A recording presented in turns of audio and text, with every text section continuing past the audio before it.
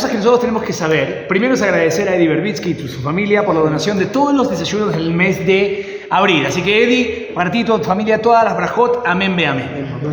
Otra de las cosas que hay que saber, que es tremendamente importante, es que en el judaísmo nosotros nunca celebramos fiestas porque aconteció algo y después, de manera de recordar, lo estamos celebrando. Es una mirada muy pobre o muy principiante acerca de cómo funciona el judaísmo.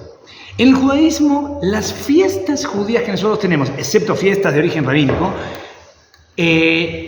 son como si fuera una fuente de energía que está vibrando en esa frecuencia, por ejemplo, en la frecuencia de la libertad, como se viene ahora Pesaj, en esta parte milagrosa que tiene la fiesta de Pesaj, y nosotros tenemos que reconectar con esa esencia.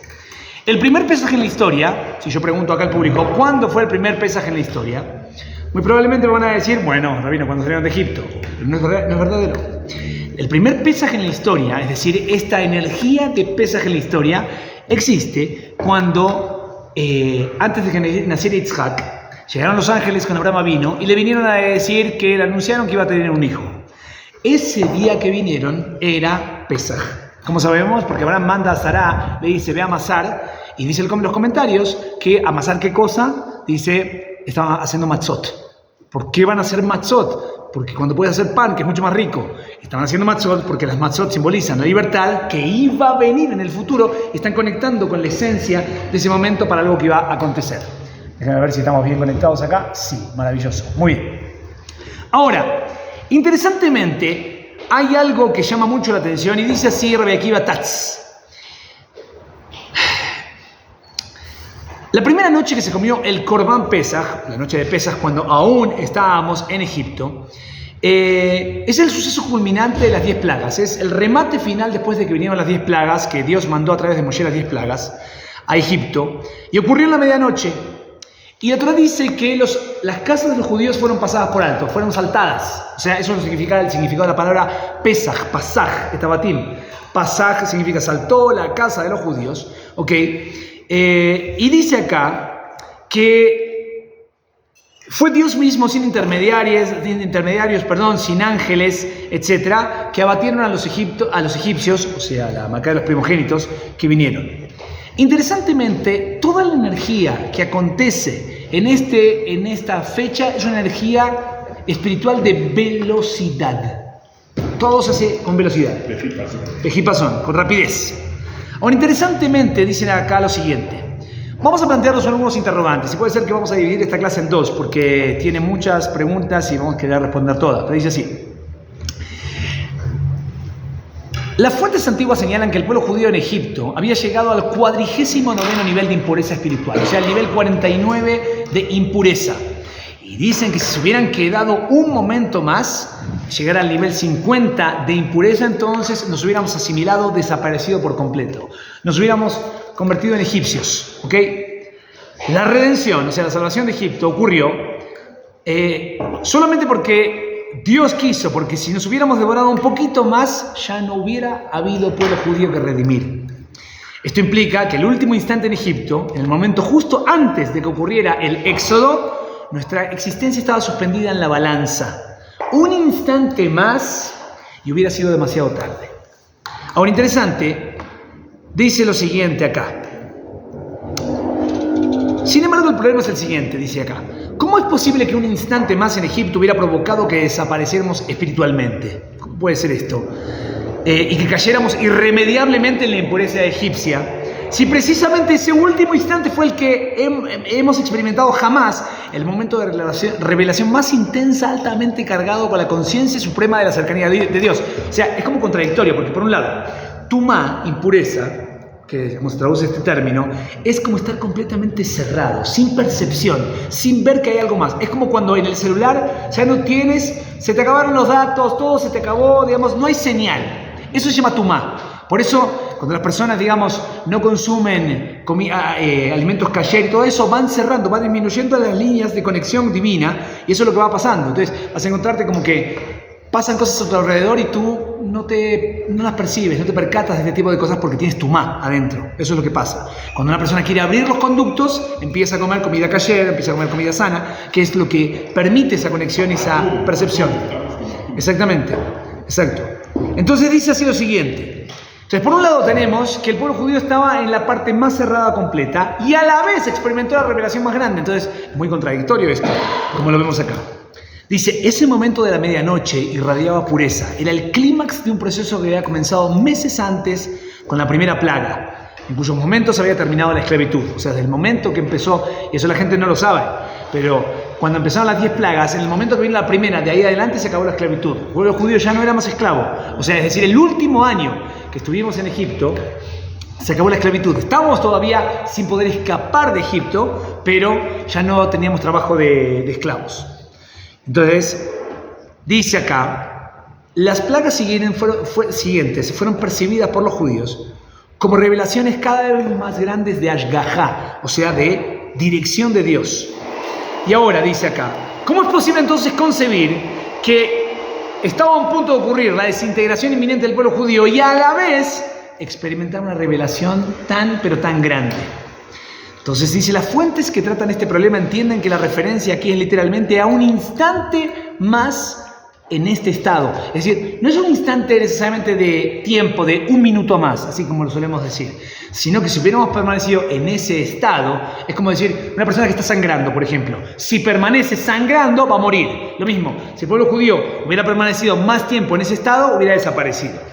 Entonces escuchen lo que dice acá lo siguiente, es una cosa impresionante que dice el Maral de Praga, que agárrense, pónganse cinturones. Saludamos a Andrómeda, a Sandy, a Anam, a Kai González, a Marta, a José y a todos los que se encuentran acá en este momento. Muy bien, escuchen lo que dice acá. En las fuentes antiguas hallamos un modo de abordar este problema. Escucha, existe la idea de que uno podría vivir en las dimensiones físicas del espacio y tiempo, como estamos nosotros ahora, y estar sometido a ellas, o sea, ser parte de la cárcel, digamos, que es el vivir bajo esta frecuencia de tiempo y espacio, o se puede vivir de una manera trascendental. A pesar de estar acá, tú vives en otra frecuencia. No estoy hablando de aquellos que experimentan con drogas y todo, que experimentan otra frecuencia, incluso que están acá, digamos, están volando. Dice así, para lograrlo, a pesar de vivir en el espacio de tiempo y lugar, y vivir una dimensión trascendente, acá hay que aplicar un concepto espiritual que, ¿sabes cómo se llama? El concepto espiritual se llama minimizar el contacto entre uno y otro. Tizkela mitzvot, mi querido David. Estimados,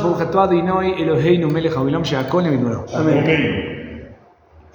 A la pelota como quema, está buenísimo. Ok, dice así. En la dimensión temporal esto se conoce como zerizut, o sea, rapidez. La zerizut, una persona que vive con velocidad, no estoy hablando que vive corriendo y chocándose con los demás, pero vive en una dimensión de rapidez, no, lo contrario es la pereza, entonces entra en un estado de espiritualidad. Fíjense lo que dice acá. El Maral de Praga explica que si uno se mueve rápido, minimizando el tiempo requerido para llevar a cabo una acción, uno puede sobreponerse a los sofocantes efectos del tiempo. Obvio que siempre existe un tiempo finito para realizar una acción, o sea, incluso el corredor más rápido, o sea, ¿cuánto es el récord de los 100 metros, David, que estás los resultados? 9.7. 8.7 segundos para recorrer 100 metros, ¿ok? Yo 8.7 es de acá a la cafetera, digamos así, lo que está acá, pero 8.7 es muy rápido, o sea, incluso aquella persona rápida igual está sujeto al tiempo. Lo que pasa es que la velocidad que tiene minimiza lo que es el dominio del tiempo en este mundo. Entonces, fíjense, estoy hablando de ideas muy elevadas, pero quiero aterrizarlas, dice así. Ahora, pero la idea es que la espiritualidad es contradecida por la expansión innecesaria de las dimensiones físicas del espacio y del tiempo. Es decir, el mínimo tiempo necesario no contradice en absoluto a la espiritualidad. Es decir, hay cosas que se necesitan cumplir en cierto tiempo.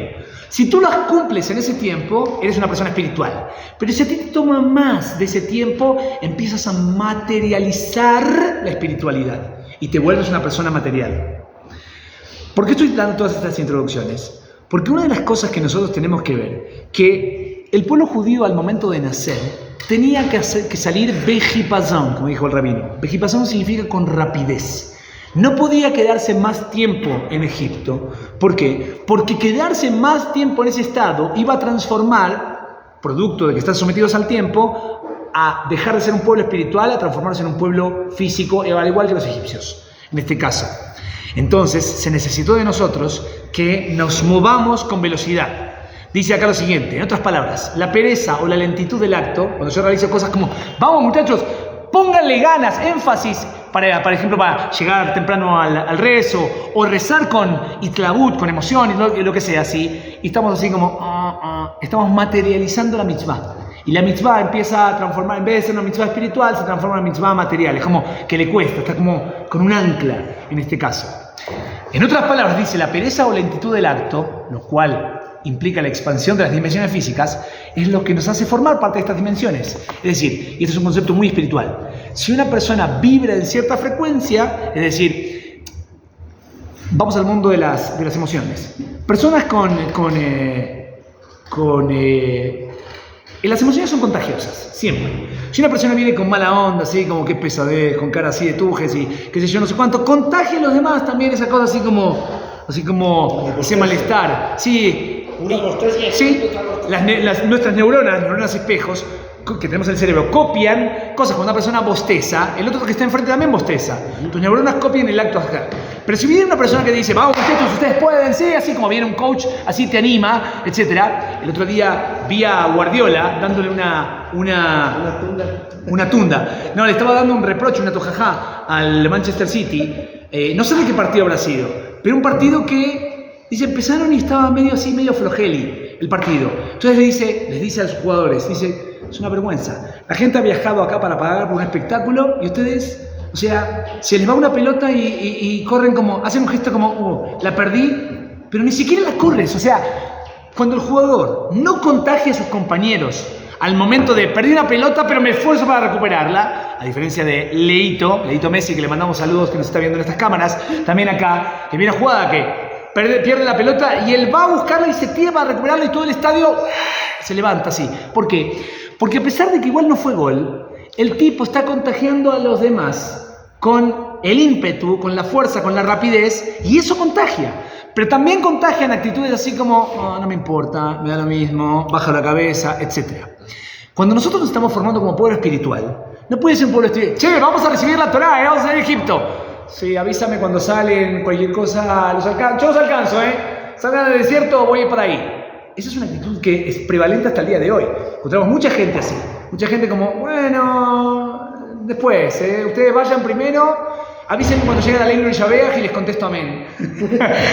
Así, como el film. No, la cuestión es, espiritualidad significa velocidad. Pero velocidad no en términos de acortar tiempo solamente, sino velocidad es contagio. Dice así. Regresemos al instante de la medianoche de Egipto. El problema con permanecer más tiempo en Egipto no eran los efectos contaminantes de la impureza egipcia. Ese peligro ya había parado, un año entero que ya no éramos más esclavos. El verdadero problema en permanecer más tiempo en Egipto hubiera sido el más tiempo, quedarse más tiempo ahí. Intentemos comprender esto. La redención tenía que ocurrir que Erefaim. ¿Qué es Erefaim? Es esto, como un abrir y cerrar de ojos, un parpadeo. Porque esta presteza es necesaria para que el hecho continúe siendo espiritual. Si hubiéramos dejado Egipto lentamente, de un modo relajado, hubiéramos sido un pueblo natural, como todos los pueblos. La nación judía nacía en ese preciso momento. El instante del nacimiento tenía que ser trascendido porque todo sigue al comienzo. Es decir, si tú empiezas rápido, todo sigue, es una cosa inercial.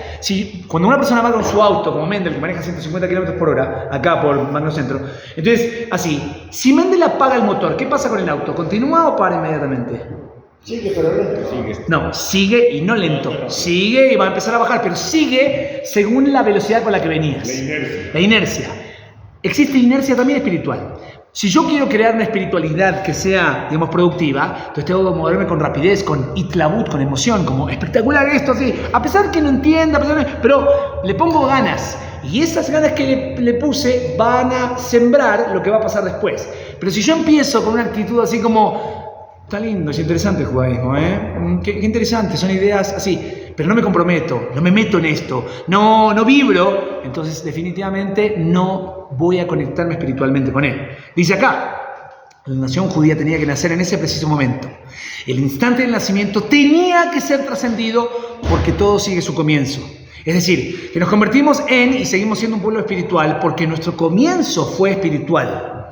El instante en que nos constituimos como tales tuvo lugar en el tiempo absolutamente mínimo. Es decir, cuando Dios dijo salimos, es ¡pum! Salimos.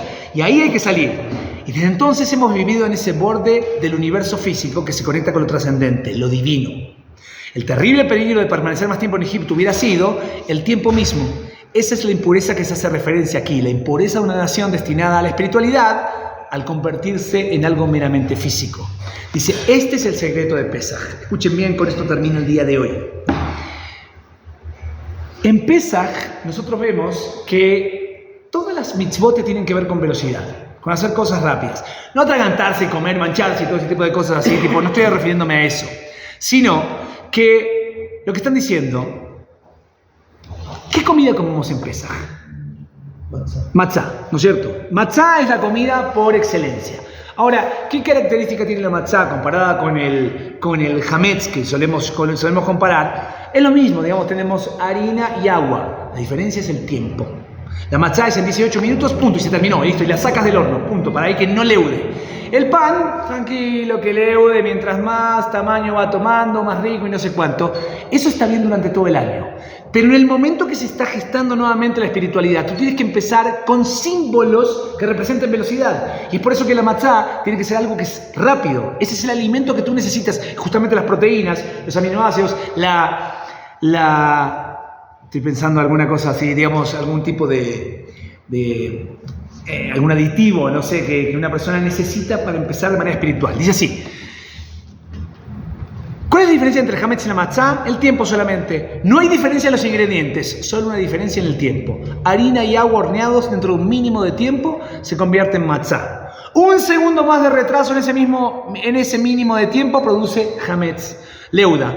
Así como las letras mismas de las palabras hametz y matzá únicamente difieren en una mínima pizca de tinta. La diferencia entre hametz y matzá, que son las mismas letras, solamente que matzá es una hei, que le falta un palito, un poquito de tiempo, digamos acá, y hametz, que reordeno las letras de otra manera, het pongo primero, mem y tzadik, así, es un tiempo más. O sea, son las mismas letras, se refieren a las mismas cosas de diferentes aspectos y la cosa es una cuestión de tiempo. ¿Y qué diferencia? Ingerir matzá es un precepto positivo de la Torá. Su recompensa es infinita. Ingerir hametz, comer hametz en Pesaj, es una prohibición de la Torá castigable con karet, que significa un corte espiritual. Literalmente la diferencia entre la vida y la muerte originada en un par de instantes. En un instante así. Pesaj representa esto. Esta es la idea principal que vamos a parar el día de hoy acá, para que lo puedan elaborar. Pero hay que entender que cómo se aplica esto, no solamente en el Seder, que lo que va a hacer el Seder de Pesaj, en la noche de Pesaj, que va a hacer reforzar nuestros músculos espirituales para reforzarnos como nación espiritual. Pero también en el día a día, a pesar de que no es Pesaj, también mi actitud frente a las cosas que yo estoy viviendo tiene que ser con presteza, con rapidez. Pero si yo, por ejemplo, si soy un empleado que me dedico a mi trabajo así como con flojera, así, o sea, ¿tú crees que te van a recomendar? No. O sea, che, tu empleado, muy bueno, cómo duerme. Me encanta cómo duerme en el trabajo, impresionante. Es como que me encantan los sonidos que hace. Ahí, en fin. No, un tipo que se está moviendo, atento, ayudando, todo ese tipo de cosas, ese va a subir, el otro baja. Así es. También, en la actitud que yo pongo en la vida, que pongo actitud de velocidad, de rapidez, de vencer al tiempo, a la flojera, entonces me transformo en un ser espiritual. Si no, no. Entonces esta es la primera idea que tenemos. Vamos a seguir discutiendo estos asuntos de Pesaj porque tenemos que prepararnos para llegar a esta fiesta muy robustos, pero en espiritualidad, no en tamaño, ¿ok? Así que que Hashem nos bendiga en esto. Amén. Bye a todos.